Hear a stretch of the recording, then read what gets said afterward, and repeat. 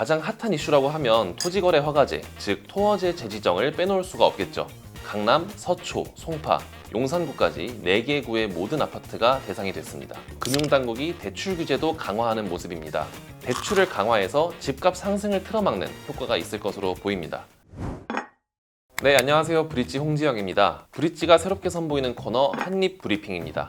부동산 시장뿐만 아니라 여기에 영향을 주는 여러 다양한 경제 뉴스까지 한 번에 만나보시도록 알짜배기로 준비했습니다. 최근 부동산 시장 화제의 중심으로 떠올랐습니다. 이어지는 정책 흐름에 과연 시장이 어느 방향으로 튈지 전문가들도 예측이 갈리는데요. 부동산 소식 한입거리로 모아서 여러분의 판단 도와드리겠습니다. 그럼 시작하겠습니다. 가장 핫한 이슈라고 하면 토지거래 허가제, 즉 토어제 재지정을 빼놓을 수가 없겠죠. 서울시가 지난달 풀었던 토어제를 약 35일 만에 다시 지정하면서 지정 범위를 넓혔습니다. 강남, 서초, 송파, 즉 강남 3구에다가 용산구까지 4개 구의 모든 아파트가 대상이 됐습니다. 이미 지난 25일 브릿지 픽에서도 한번 다뤄드렸는데요. 자세한 내용은 브릿지 픽 한번 같이 봐주시면 좋겠습니다. 토어제 해제 이후 시장은 말 그대로 혼돈입니다. 발표 이후 25일 시행 전까지 빨리 거래를 마무리 지으려는 분들이 있었거든요. 사실 제가 재지정 바로 다음날 취재차 잠실 대단지 아파트 쪽에 다녀왔는데요. 일단 주민분들 사이에서는 재산권을 너무 제약하는 거 아니냐 이런 볼멘 소리가 나오고요. 일부 가격을 내린 매물들이 나오긴 했었는데 그때까지는 아직 서로 눈치 보기를 한다는 느낌이었습니다.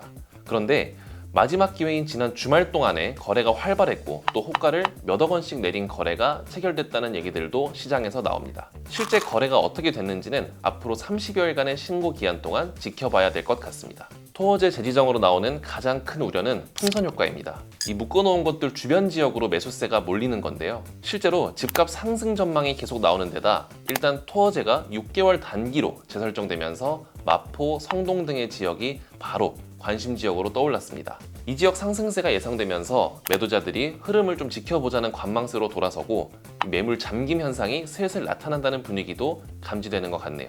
이 지역도 추후 토어제로 묶일 가능성도 제기되는데요. 진짜 상승세가 나타날지 또 그렇다면 언제쯤 서울시가 규제에 나설지 지켜봐야겠습니다.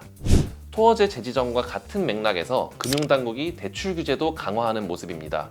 이 집값이 급등세를 보이면서 서울과 수도권에서 다주택자에 대한 신규 주택담보대출이 제한됩니다. 갭투자와 관련한 조건부 전세대출도 사실상 중단됐습니다. 실거주 외에 주택 매매 수요를 막겠다는 그런 강한 의지를 보인 건데요. 대출을 강화해서 집값 상승을 틀어막는 효과가 있을 것으로 보입니다. 하지만 갭투자 목적이 아닌 실수요자들에게도 대출이 어려워질 수 있을 것 같아요. 그래서 실제로 관련 발표가 나오면서 대출 관련 상담이 크게 늘었다고 하네요. 금융당국이 얼마 전까지만 해도 금리 인하를 주문하고 또 대출 규제를 일부 완화하는 모습이 보였는데 사실상 다시 대출을 죄면서 혼란이 커지고 있습니다. 또 은행들에서도 불만이 나오는 분위기고요. 게다가 최근 기준금리 인하가 대출금리에도 반영되고 있었는데요. 신생아 특례대출 같은 정책대출도 모니터링 대상이 돼서 주택시장 과열이 더 나타나면 대출금리 추가 인상도 이어질 수 있습니다. 수요자들은 불만이 나올 수밖에 없겠죠. 당국이 기본적인 방향을 제시했지만 또 구체적인 가이드라인을 준 것은 아닙니다. 그래서 은행마다 현재 관련 대출 조건이 다릅니다. 그래서 부동산 구입 계획 세우셨던 분들은 꼭 다시 대출 조건을 확인하셔야 낭패 보는 일이 없을 것 같습니다. 국민의힘에서 지난주에 지방 다주택자에 대한 중과세 폐지를 주장하고 나섰습니다. 구체적으로 이미 주택을 보유한 사람이 지방에 추가로 주택을 구입할 경우에 한해서 양도소득세, 종합부동산세, 취득세 같은 다주택자 중과세를 폐지하는 그런 방안을 추진한다는 겁니다. 이 정책은 결국 부진한 지방 부동산 경기를 살리려는 데 목적이 있습니다.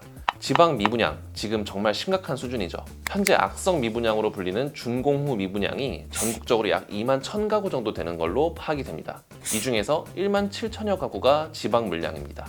이 분양대금이 입금되지 않으면 건설사들의 자금난도 악화하게 됩니다. 올해만 해도 중견 건설사들의 법정 관리가 이어지고 있어서 업계를 살리기 위해서 정부 또 주택업계가 노력 중입니다. 이게 미분양이 쌓이면 결국 공급 위축으로 이어지니까 악순환이 반복되겠죠. 그래서 지역 건설 경기 보완 방안을 정부가 지난달에 냈습니다. 하지만 아쉽다는 평가가 많았어요. 또 오히려 국정 리더십 부재만 부각된 거 아니냐는 냉정한 비판도 나왔고요. 사실 당시에 가장 많이 지적됐던 점이 세제 혜택이 부족하다는 거였거든요.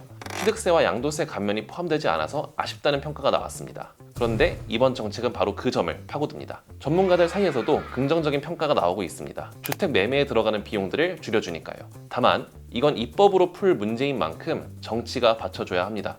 야당과의 협의가 필수적인 건데요. 대통령 탄핵 심판 선고가 가까워지면서 여야 대립은 더 첨예해지고 있습니다. 지금 같은 상황에서 중과세 폐지 합의가 제대로 진행이 될지 아직은 더 지켜봐야 할 것 같습니다. 네, 오늘 준비한 한입브리핑 여기까지입니다. 부동산 시장에 영향을 줄 수 있는 다양한 이슈들 생길 때마다 알차게 준비해서 돌아오겠습니다. 감사합니다. 브릿지였습니다.